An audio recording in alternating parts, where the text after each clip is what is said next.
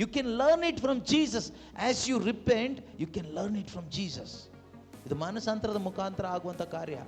ದೇವರ ವಾಕ್ಯ ನಮ್ಮಲ್ಲಿ ಮಾನಸಾಂತರ ತರದೆ ಸುಮ್ಮನೆ ಬರೀ ಇವತ್ತೇನು ಹೇಳ್ತಾರಲ್ಲ, ಅಭಿಷೇಕ ಅಭಿಷೇಕ ಅಭಿಷೇಕ, ಪವರ್ ಪವರ್, ಫೈರ್ ಫೈರ್, ಬರೀ ಇದೇ ತರೋದಾದರೆ ಏನು ಪ್ರಯೋಜನ ಇಲ್ಲ. ಸುಮ್ಮನೆ ಕೇಳಿಸ್ಕೊಳ್ಳಿಕ್ಕೆ ಚೆನ್ನಾಗಿರುತ್ತೆ, ಒಂದು ರೀತಿ ಮೈಂಡಲ್ಲಿ ಎಕ್ಸೈಟ್ಮೆಂಟ್ ಕ್ರಿಯೇಟ್ ಮಾಡೋತ್ತಷ್ಟೇ ಬಿಟ್ಟರೆ ಸ್ವಲ್ಪ ಹಾ ಹೂ ಆಮೇಲೆ ಹಲ್ಲೆಲೂಯಾ ಪ್ರೈಸ್ ದಿ ಲಾರ್ಡ್ ಚಪ್ಪಾಳೆ ಕೂಗು ಕಿರಿಚು ಎಲ್ಲ ಇರುತ್ತೆ. ಆದರೆ ಟ್ರೂ ರಿಪೆಂಟೆನ್ಸ್ ಇರೋದಿಲ್ಲ. ಅದಿಲ್ಲದೆ ಇದ್ದರೆ ನಾವೊಂದು ರೀತಿ ಸುಣ್ಣ ಬಳ್ಳಿ ಸಮಾಧಿ ಥರ ಕಾಣಿಸ್ಕೊಳ್ತೀವಿ ದೇವ್ರ ಮುಂದೆ, ಬ್ಯಾಡ್ ಎಕ್ಸಾಂಪಲ್ ಆಗ್ತೀವಿ. ಮಕ್ಕಳ ಸಂಬಂಧದಲ್ಲಿ ಒಂದು ನ್ಯೂನೆಸ್, ಒಂದು ಹೊಸತನ ಬರುತ್ತೆ ಯಾವಾಗ ದೇವರ ವಾಕ್ಯ ನಮ್ಮ ಜೀವಿತದಲ್ಲಿ ಇಂಪ್ಯಾಕ್ಟ್ ಮಾಡಿದಾಗ.